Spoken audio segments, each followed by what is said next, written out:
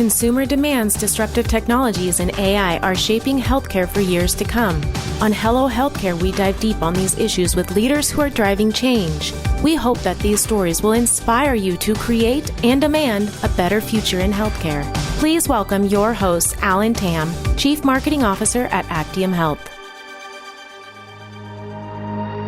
Our first 2 seasons of Hello Healthcare are available on Apple, Spotify, Google, or wherever you listen to podcasts. Check out our conversations with some of healthcare's most well-respected leaders in marketing, business strategy, data science, and much more. If you like what you hear, please share with your friends and leave us a review. Thanks for tuning in. Hello, healthcare. It's inevitable nowadays not to be engaged with AI or artificial intelligence. From your news feeds to your last Amazon purchase to your latest episode of your favorite show on Netflix, we've all interacted with, knowingly or unknowingly, AI. And AI has been used for at least a decade in healthcare on the clinical side, from physician dictation to image processing to assisting with patient diagnosis. But what about the non-clinical side of healthcare? Can and does AI have a role in helping healthcare marketers, strategists, and operators with their business initiatives and tasks at hand? Joining me here today is Sujal Raju, CEO and founder of Enqbator. Enqbator is an award-winning digital solutions agency that has helped many leading health systems deliver world-class web content and experiences. Sujal, thank you so much for taking the time today and welcome to the podcast. It's an honor, Alan. Thank you so much for having me. So Sujal, you work with many different health systems. I'd love to learn more about what you guys do and how you're helping these health systems. Absolutely. Well, first of all, thank you for the opportunity. And I'm sure this session will be great. The hardest topic around. And I think there is enough to be learned still and enough that is already out there. And people are adapting it at such an alarming rate. It is certainly interesting to see how it's going to take us. For us, Enqbator, we have been working with especially healthcare clients for over 2 decades now, and working with them on their web initiatives initially. Then it went to the mobile and then mobile apps. And now mostly all digital is mostly mobile because everyone has gadgets and things that are talking to each other, especially with the autonomous cars, all the other things at your house or even at offices, or in this case, the health systems, right? Everything is interacting with you, coming from wayfinding and things like that. We have been part of this journey for, I would say, about 10 years. We've been working with such artificial intelligence applications, from reading surveys and making analysis from it so that you can gather.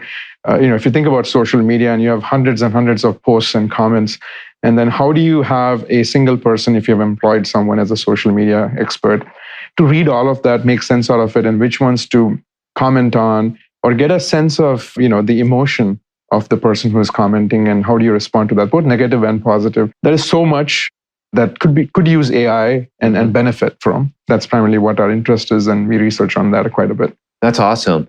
So, help the audience understand, help me understand, what is AI, right? I think that people are not sure, what is it and how does it work? Something that the AI acronym has been thrown around, and everything that seems like dynamic, people say, oh, that's AI. Partly true, but I would say AI in, lay terms is simply a machine that has learned enough and is able to make decisions like humans would. So it has a lot of data that it analyzes and lots of data that it can. And the more data you feed it, the more better it gets. And then it's able to use the neural networks to be able to analyze the data from different layers at the same time, and then be able to use that and give out predictions and, I would say, decision-making like humans would. So that's what, is AI. So do you believe that AI should be used in healthcare? Is there a fear that AI will replace a lot of the work that physicians or healthcare marketers or business folks that are doing today? In my opinion, it's inevitable. It is going to come here, not just in healthcare, but everywhere, right? So let's embrace it. There are things that we got to make sure that we learn from it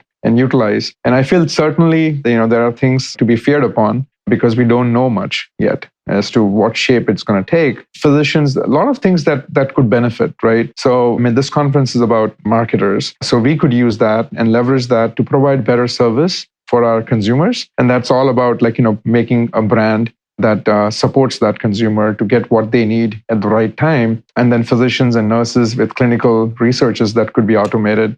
So there are several areas that I think healthcare can benefit. Absolutely. I agree with you 100%. But as we look at the application of AI, what are some of the boundaries and limitations within healthcare that you and your clients have come up against? Yeah, so with the Chat GPT, which has come around, and with the popularity, everyone's just getting to it and be able to use it and not realizing like what they should or should not do. So I think one of the first boundaries or limitations that I advise my friends in healthcare and leadership positions is that please let them be aware what it is, how to use it, and also make sure that they do not put any personal information out there just because it's too tempting. Especially the ones like imagery and things like that, where it's able to feed off an image that you provide and then say, all right, enhance it or something like that.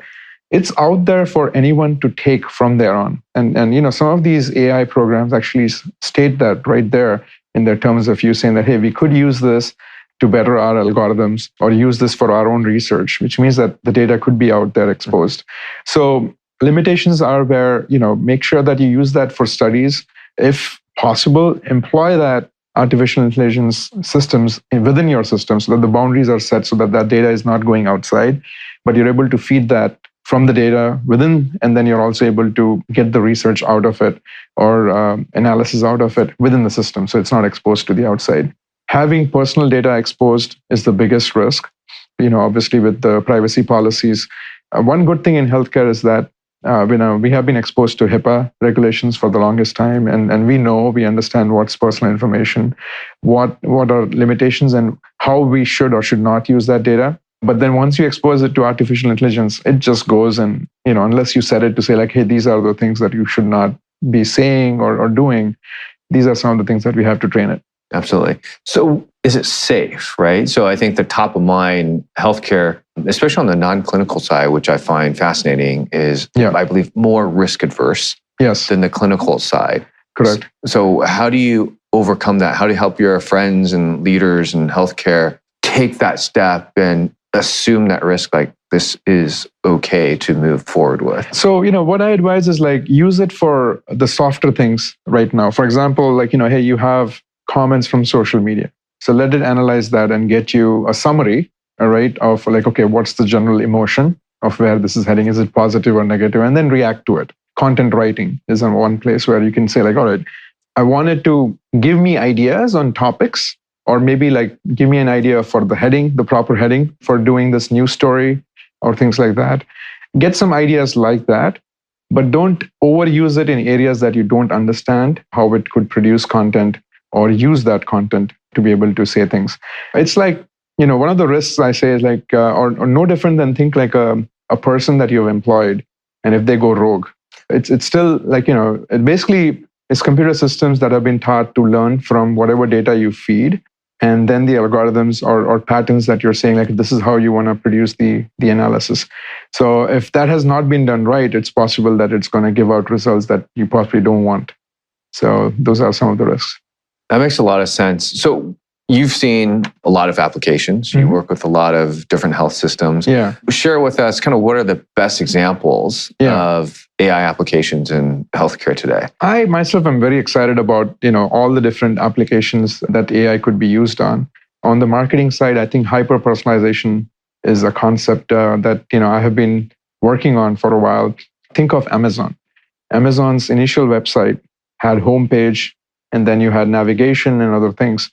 But now Amazon's website is completely dynamic. The homepage that you get is completely different than the homepage that I get. It's based off my patterns of what I have shopped on.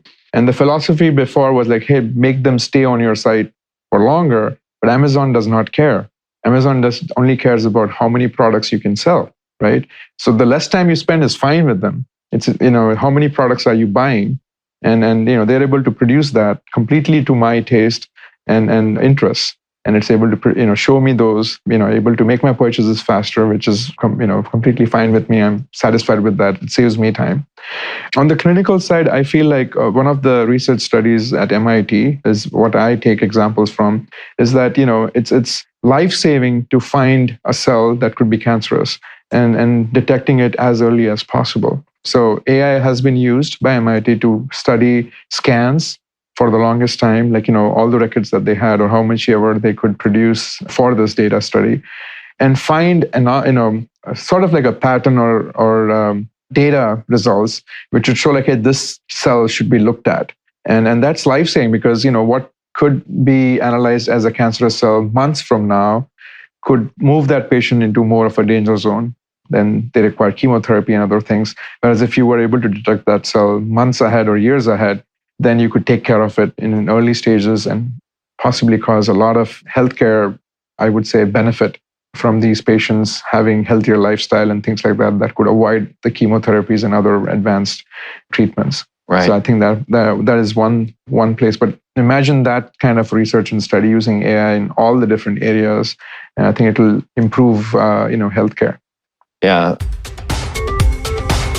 Hello Healthcare is brought to you by Actium Health.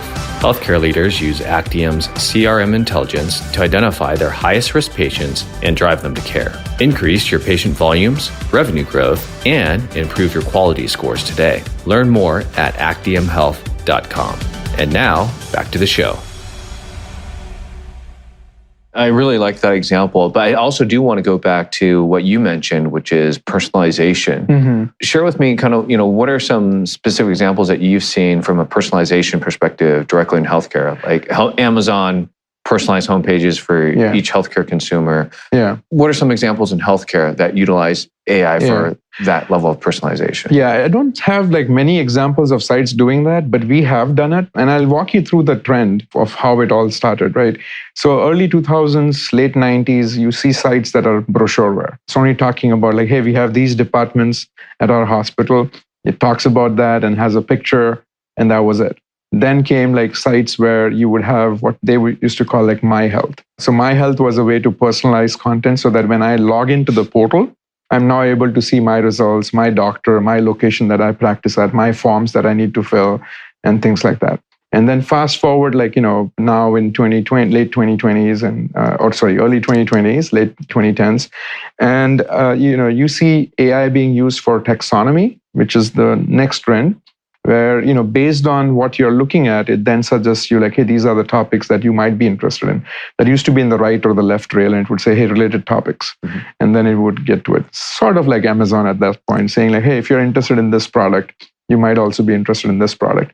But what we are working on right now is what we call as hyper-personalization, is treating content in segments rather than a full topic. So for example, if you're trying to create a homepage for, let's say, cardiology or something, oncology and, major clinical services, the trend is, all right, you have a homepage, possibly a few feature segments, and then you would take them to like, okay, these are all the treatments and services, and, everything is structured. But still it is like one serving for all, and, everyone has to go through the same pattern, and it may or may not suit someone who is looking for a very specific information. So the philosophy switches to say like, what, I'll feed the content management system that's capable of using AI with segments of data. So not necessarily saying that, hey, this is for homepage, but really say, so that could be a welcome message, which could be one segment. And then it, anything that talks about my department, my physicians, these are all individual segments that as long as I've properly tagged it, titled it, and things like that, AI will then put together all of that for me as Sujal or for you, Alan, and produce information for you that is very relevant to what you're looking for, right? It will be based off patterns. For example, like Google, right? When you make a Google search or when I make a Google search, it's completely different. What results I'll get is completely different than what you will get. It's all based off the AI, and it's able to produce the page zero results, which is really giving you the answers, the rich snippets, giving you the answers right there. So I think like, that's the progression for websites, mobile apps, and mobile websites do the same. Provide segmented data that are stitched together and provided to the consumer based on their interests and their need at that time. There are a lot of parameters, not just interest, but also like at that moment, what do I need? Absolutely. And I do find that fascinating. I think that's a fantastic example of that. Yeah. And would love to see more of that technology be implemented for healthcare. Yes. What's fascinating is I still think that is very primitive compared to the other examples that you shared on the clinical side, where it's like, I'm using AI to detect whether this particular cell in this patient is cancerous. Why do you think there's so much risk adversity on the business side of healthcare compared to the clinical side? It kind of seems counterintuitive to me. Right. And it's also, because in healthcare, there is a lot of gray areas of where someone thinks that, hey, this is okay to do, whereas, it turns out that it was not okay. Take an example of the Facebook Metapixel. The whole of last year was all about damage control, because no one realized that, they were collecting this data, and then someone sued a hospital system, and then all of a sudden the legal teams everywhere are like, hey, stop everything, just take off everything off your from your website. So I think, taking that into AI, where it's very hard to understand it, right? Not many many people understand it. Even the biggest scientists don't know where it's heading, because it's able to make decision making like humans. So it all depends on what kind of data we're going to feed it. And again, it's open to anyone's imagination of where we take this, right? And we all see all these futuristic movies from 1980s, 90s, and even 2000s, and you see flying cars and this and that. Well, all of that, who knows what's going to be possible? I mean, we imagined that Back to the Future 2020, they were talking about that era, and we don't have flying cars yet. But it's accelerating at a much faster rate than we anticipated as soon as OpenAI became accessible through ChatGPT, because this is the first time, or one of the first times, where you now had a user interface to interact with AI. AI has been around and been advanced for the longest time, but this time it was made accessible through a user interface, which people could now access. And people are using it with plugins and other things to put in a lot of applications. It's going to be fascinating to see what those will come out. So that being said, how does the legal team, the business team cope up with it to say that, hey, stop that, or, don't do this, or let's just do this? That's the hardest part that's going to happen. New regulations have to come in and say like, hey, do not use for this, or if you do this, just like, how the car industry was before, until when a lot of accidents started happening is when the regulations became stringent. And now they're better for us, even aircraft flying and all of that. So I feel like over here and every other application, every other industry will probably have regulations that will be created to, kind of put a safeguard rail around it. Right. So that makes a lot of sense. Where do you see AI adoption going in healthcare kind of in the next 18 to 24 months? Different areas, I think, so for example, with 5G, which is allowing a lot more bandwidth, a lot more responsiveness, and a lot more data that could be transferred at faster rates, I feel like a lot of Internet of Things devices are going to come out, which means that as I walk into the hospital, I'm greeted. I don't have to go to the front desk, but it already knows from my app that I've already given permission to interact with the hospital system to say like, hey, I have this appointment at the 4th floor. How do I get there? Something is telling me through my earbuds or, like things like that. And, I'm just able to do things faster. That's at the clinic physically. But then you have research studies where using what's called as merged reality, which is using virtual reality as well as augmented reality to do healthcare studies, right? So you could have a specialist somewhere in, I would say, let's say in Asia or in Europe, and they are interacting with students here in North America or, vice versa. And they're able to, sit like we are, and in front of us, you have a 3D hologram of the heart, and you're studying it, and you're able to make decisions and research. Similarly, robotic surgeries could be happening remotely. A specialist from New York could do a surgery back in Australia, let's say, and they're able to do that, whereas other assisting physicians or robots are, helping with that. So it could be life-saving, right? In marketing side, hyper-personalization is one of the things. The other would be providing data or e-commerce applications or sign-ups, and that could happen online, not just on social media, but on your own website. How does that work out? Don't know yet, but we all know that consumers are demanding it. Look at how popular the electric cars have become. Look at how popular our home appliances have become that are AI-based, right? So if you have running out of milk, the refrigerator is already talking to your shopping list and telling like, okay, these are the things that are running out. And then when you go to the grocery store or something, either they already have put everything together and ready for you to pick up, or you enter the grocery store and it's telling you like, okay, all the items in this store is at these locations. So it's giving you the best path to pick them up, and then you check out, right? So similar experiences could be found in healthcare, like, where you come in, come out, pre-op and post-op. So, treatments could look different, individualized, personalized for you. because what physical therapy session could look like for someone may not be the best for someone else because they could have some other problems. Like, they could have had a total knee replacement surgery done a couple of years ago, and now the hip replacement. So how does that look? It looks different than someone who is, it's their first surgery. So lots and lots of areas that's going to change. Yeah, absolutely. And I think for healthcare, they don't have to look very far because AI is actually already part of all our lives as healthcare consumers already. I know with my health system, day before my appointment, I'll get an appointment reminder. Once I walk in onto campus, there's the mobile check-in, which is really cool. The airline industry has had that for a very long time. Correct. Right. And healthcare is just adopting it now. So I think there's a lot of potential, a lot of examples, a lot of inspiration outside of healthcare that healthcare can turn to leverage that technology. Sujal, it's been an amazing conversation. I really enjoyed this overview, and I think you've painted a really good perspective in terms of how AI can be applied in healthcare, especially on the non-clinical side. Thank you so much for that. I'm sure many in the audience probably have a million more questions on technology and AI and how they can start adopting that. What's the best way for folks to kind of get a hold of you to continue the conversation? So you can find us on LinkedIn. My profile, it's LinkedIn/Sujal Raju is one of that. Our website, inqbator.com. We would love to hear from you. We are actually already working on a couple of research projects with some major health systems. And we would love to hear what's you need and work with partners that I have in the industry that I've worked with a lot of years. So we are certainly interested in knowing, what your needs are, and I would love to work with you. Wonderful. Sujal, thank you so much again. For those of you in the audience, this is just the tip of the iceberg when we're talking about AI.